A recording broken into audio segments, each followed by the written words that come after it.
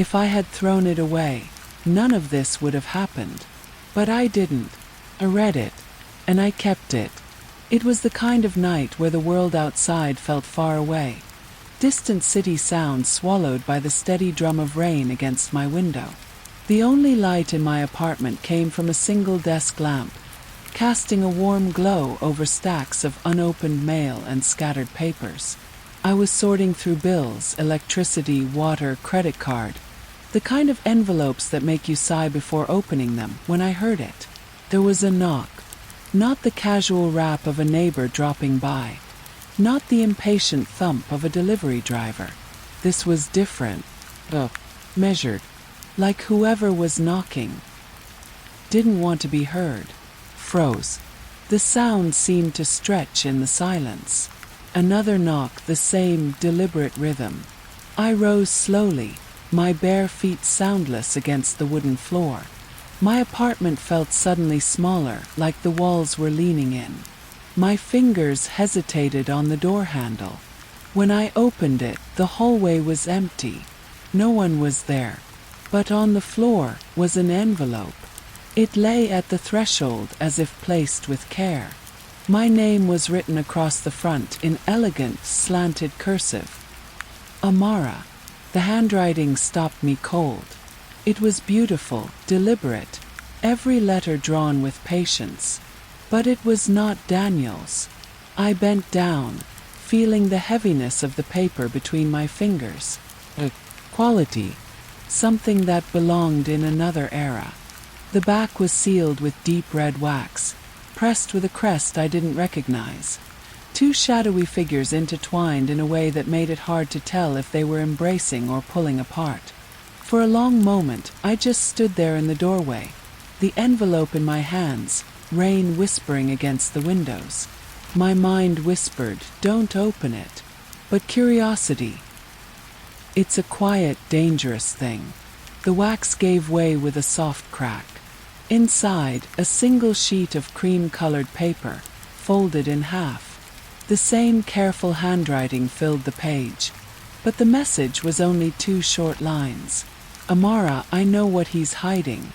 You deserve to know the truth." I read it once. 3 times. With each reading, my chest grew tighter. The words didn't change, but the weight of them sank deeper.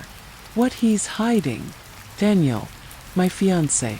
The man who'd slipped a ring onto my finger 6 months ago in front of our friends and promised me forever. I laughed, a short, sharp sound I didn't recognize. This is a joke, I told myself. It has to be. But my hands wouldn't stop shaking. The rest of the night, I tried to ignore it. I cooked dinner, folded laundry, answered emails. But the letter sat on the desk like an open wound, pulling my eyes back to it over and over. Barely slept. The next morning, I tucked the letter into the top drawer of my desk before breakfast. Daniel was already at the table, his coffee steaming, his phone in his hand. "You look like you didn't sleep," he said without looking up. "I'm fine," I replied, pouring myself coffee. "Just work stuff." Finally, he glanced at me, just a flicker of his eyes, and then toward the desk drawer. It was so quick I almost missed it. Almost. But the way his jaw tightened, the faint shift in his shoulders, I felt something in my stomach twist. We ate in silence. That evening, when I returned from work, the air in the apartment felt wrong, too still. I walked into the study. The desk drawer was open. The letter was gone. I called Daniel's phone. It rang twice, then went to voicemail. Called again, and again. No answer. Panic crept up my throat. I grabbed my keys and drove to his office. The building was dark, the parking lot nearly empty. His car wasn't there. No note, no text, no explanation. By the time I got home, the rain had stopped, but the air was thick with that strange stillness after a storm. I didn't sleep. I just sat in the living room, staring at the door, waiting for the sound of his key in the lock. Never came. The next morning I opened my mailbox.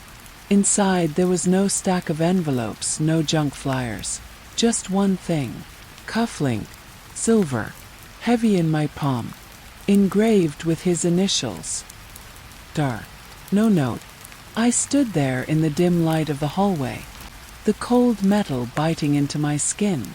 Somewhere far down the hall I thought I heard it again. That soft, deliberate knock. I spun around. The corridor was empty. And in that moment I knew. The letter wasn't just a warning. It was an invitation. An opening move in a game I didn't know I was already playing. And I had just taken the bait. Bait.